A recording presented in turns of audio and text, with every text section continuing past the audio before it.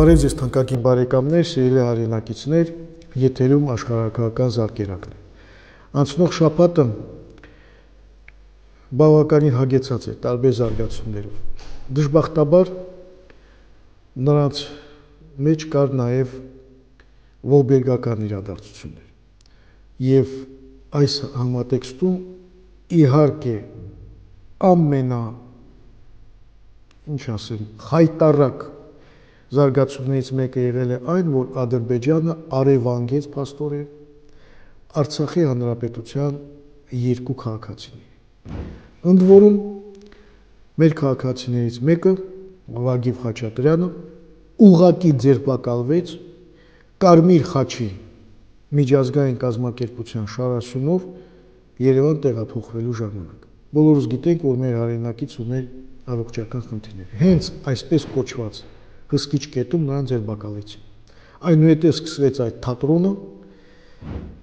շինծու մեղադրանքներ, այդ մարդուն մեղադրեցին չգիտեմ ինչ հանցագործությունների մեջ, նույնիսկ կարող են վաղը մեղադրել նրան Ամերիկայի Միացյալ Նահանգների նախագահ Կենեդիի սպանության մեջ։ Բայց սա մի խայտառակ երևույթ է, սա երևում է, որ իսկապես ամեն ինչ շինծու է եւ սարքած է Ադրբեջանի իշխանությունների կողմից։ Եվ դրանից հետո որևէ քայլ միջազգային հանրությունը չի անում նման վայրագությունները կանխելու նկատմամբ։ Հասկանում եք, եւ ոչ միայն այն, որ ապօրինի ձերբակալել են, այլ նաեւ Կարմիր խաչի փաստորեն պատվիրակության մեջ է ինքը, որ պետք է գնային Երևան բուժվելու։ Հասկանում եք, այսինքն նաև Կարմիր խաչի մասին բոլոր միջազգային դրույթներն է խախտում Ադրբեջանը։ Ինչ ասեմ, ունենք այն, ինչ ունենք, դժբախտաբար։ Անցնող շաբաթվա ընթացքում Ամերիկայի Միացյալ Նահանգների պետնախարարը Բլինկենը հեռախոսազրույց է ունեցել Իլհամ Ալիևի հետ։ Քննարկվել են տարբեր հարցեր, բնական է, առաջին հերթին մեր Արցախին վերաբերող հարցեր։ Ասեմ, որ երկու փաստորեն տարբերակ է հրապարակվել մեդիա դաշտում։ Մեկը ամերիկյան տարածվել է հեռախոսազրույցի բովանդակություն, մյուսը ադրբեջանական։ Սա է շատ հետաքրքիր։ Ուրեմն ամերիկյանը շատ ավելի կարճ է, նշված է, որ խոսվել է հակամարտության կարգավորման, խոսվել է իրավիճակը մարդասիրական այստեղ, այդ թվում նաև Լաչինի միջանցքը եւ այլը, կոչ է արվել այս իրավիճակը շտկել։ Ճիշտ է, Բլինկենի եւ պետդեպի հայտարարության մեջ կա մեզ համար մի վտանգավոր կետ, այդ նույն Աղդամի ճանապարհն է եւ այլը, որը անթույլատրելի է փոխարինել Բերձորի միջանցքով կամ Լաչինի միջանցքով, բայց սրանով եզրափակվել է։ Ադրբեջանի կողմից տարածված տեղեկությունը շատ ավելի ծավալուն է եւ առաջին մասը ուղղակի մեղադրանքներ է Հայաստանին, ուղղակի արդարացում է սեփական քաղաքականության, կարծես թե աչքն է կողում Ալիևը բոլորին, որ ինքը ճիշտ է եւ ինչ ուժում անում է։ Հասկանում եք, օրինակ, այսպիսի մի արտահայտություն է այնտեղ արված, որ Եվրոմիությունը եւ նույնիսկ միջազգային Կարմիր խաչի կոմիտեն կարևորել են, որ պետք է աշխատի Աղդամ-Ստեփանակերտ ճանապարհը։ Այնինչ իհարկե իրենք չեն ասել, որ պետք է փոխարինվի եւ ընդհանրապես Բերձորի միջանցքը չի լինի։ Չնայած էլի սարսափելի խայտարակ հայտարարություններ արել նույնացնելով նրանք, բայց տեսնում եք Ադրբեջանը ինչ հմուտ ձևով դրանով օգտվում է, որովհետեւ միջազգային տարբեր կառույցներ, որոնք չպետք է նման փաստորեն անհեթեթ հայտարարություններ անեն, արել են եւ իրենց սխալներից միտումնավոր կամ ոչ միտումնավոր սխալներից օգտվում է իհարկե Բաքուն։ Ինչ արած, ինչ արժեքների մասին ենք խոսում, ինչ արդարության մասին, այս արժեքներից զուրկ անարդար աշխարհում, փաստորեն այսպես է ստացվում։ Բայց ասեմ, որ Եվրոխորհրդարանի մի խումբ падգամավորներ մի շատ հետաքրքիր հայտարարություն են արել։ Այդ հայտարարության հեղինակներն են ազդեցիկ մարդիկ Եվրոխորհրդարանում։ Դա իրականացվել է Եվրոմիության հատուկ ներկայացուցիչ Հարավային Կովկասում իր կողմից Եվրոխորհրդարանի մշտական զեկուցող Հայաստանի եւ Եվրոխորհրդարանի մշտական զեկուցող Ադրբեջանի կողմից։ Այնտեղ կարևորվել է, որպիսի անվերապահորեն Ադրբեջանը հարգի միջազգային դատարանի, արդարադատության դատարանի որոշումը, այսինքն բացի Բերձորի միջանցքը, եւ շատ հետաքրքիր մի կետ, որտեղ նշված է, որ չի կարող այսպես կոչված Աղդամի ճանապարհը փոխարինել Բերձորի միջանցքը եւ որ Ադրբեջանի նման քաղաքականությունը անընդունելի է։ Շատ լավ է իհարկե այս հայտարարությունը։ Նաեւ ՄԱԿ-ի գլխավոր քարտուղար Անտոնիո Գուտիերեշն է մտահոգություն հայտնել Բերձորի միջանցքի կապակցությամբ, մարդասիրական իրավիճակի, կոչ արել կարգավորել հիմնախնդիրը։ Նույնպես կարևոր է։ Բայց գիտեք, խոսքերից պետք է անցնել գործի։ Այս սա է ամենակարևորը։ Բնական է գործը, միգուցե գործի անցնելու կարևոր մի մասը խոսքերն են, բայց դժբախտաբար մեր պարագայում խոսքերից դեպի գործեր իրավիճակը որևէ ձևով չի զարգանում։ Ինչ ասենք, տեսնենք ինչպիսի զարգացումներ են տեղի ունենում, բայց այն, որ Ադրբեջանը շարունակելու է իր այսպիսի պահվածքը եւ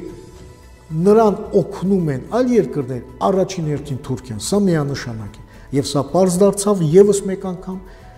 երբ որ Ադրբեջանի արտգործնախարար Բայրամովը այցելեց Թուրքիա մի քանի օր առաջ։ Նա հանդիպեց այնտեղ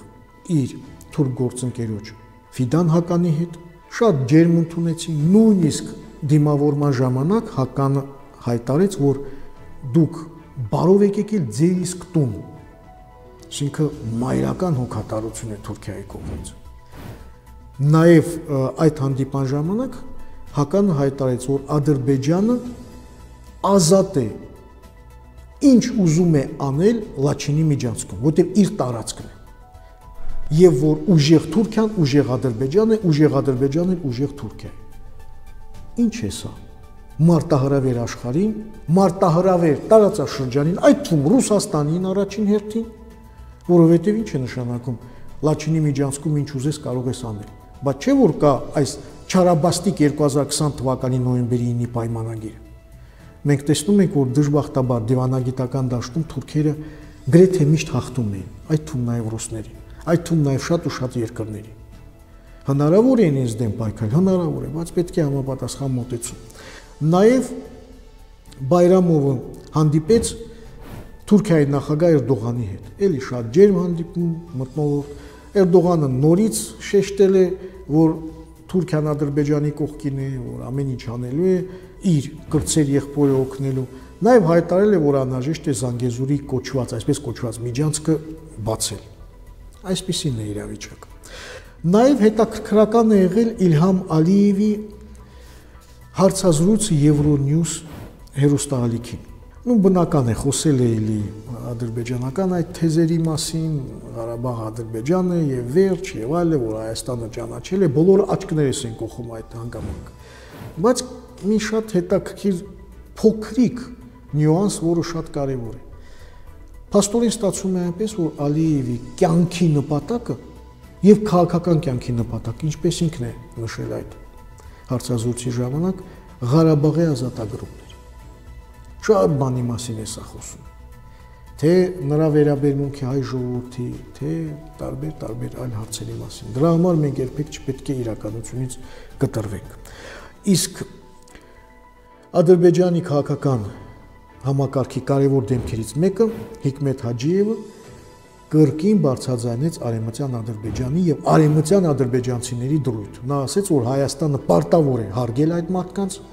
իրավունքները, թույլ տալ, որպեսզի նրանք վերադառնան իրենց պապական հողերը եւ ասել է, որ ադրբեջանցիները շատ մեծ էին թվականակով այնտեղ եւ շատ մեծ տարածք էին զբաղեցնում։ Բա իհարկե հենց այդպես է լինելու է եւ բոլորը պետք է իմանան Արցախի կարեւորությունը։ Եթե այդ կարևորությունը չես իմանում, դրանով իրավիճակը չի փոխվում, ընդհակառակը վատանում է։ Պատերազմը Ուկրաինայում շարունակվում է եւ ստանում է նոր երանգներ։ Հրթիռակոծվում են տարբեր քաղաքներ, ուկրաինական հակահարձակումը տեղից չի շարժվում, նաեւ ուկրաինացիները հրթիռակոծել են կրկին անգամ Մոսկվա։ Նույնիսկ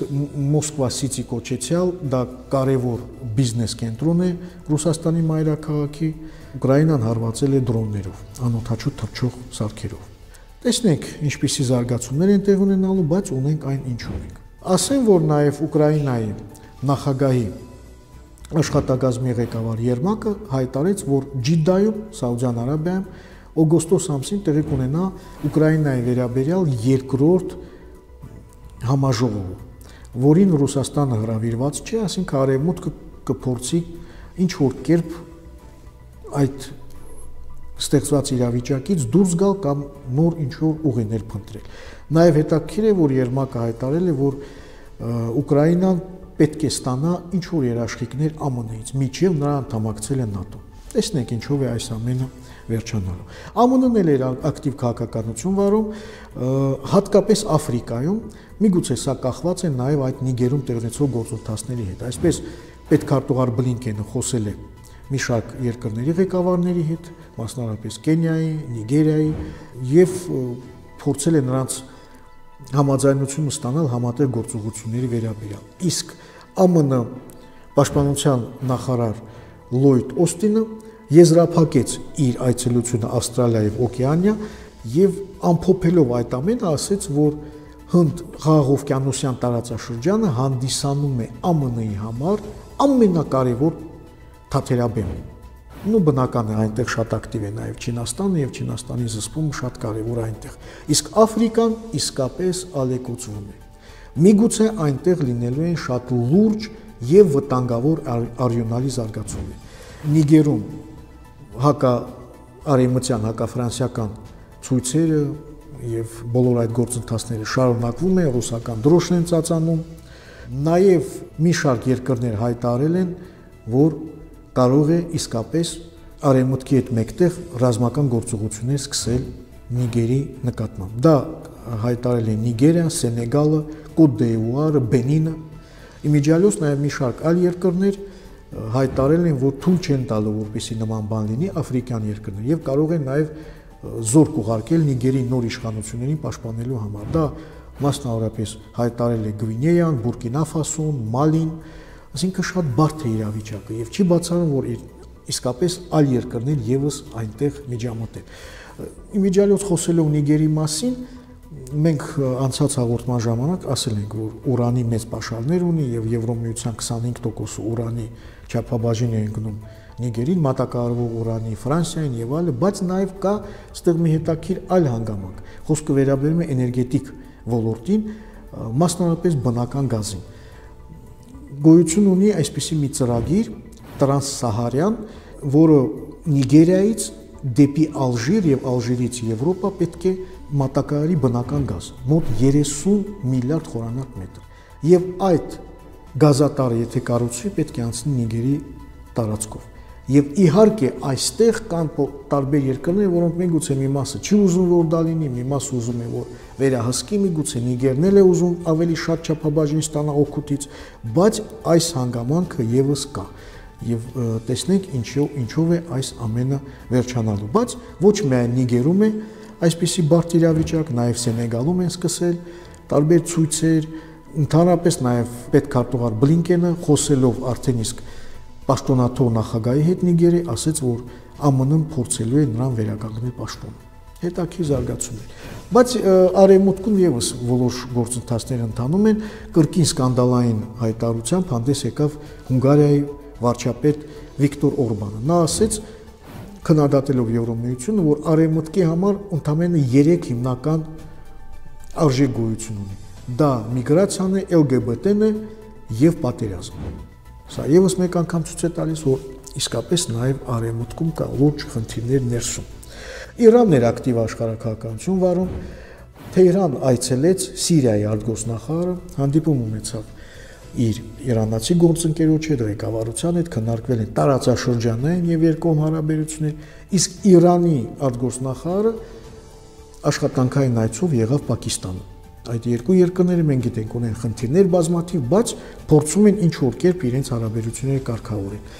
Հանդիպեց Իրանի արտգործնախարարը իր Պակիստանի գործընկերոջ հետ, շատ ջերմ են ընդունել իրեն։ Երկու արտգործնախարարները տնկել են խաղաղության ծառ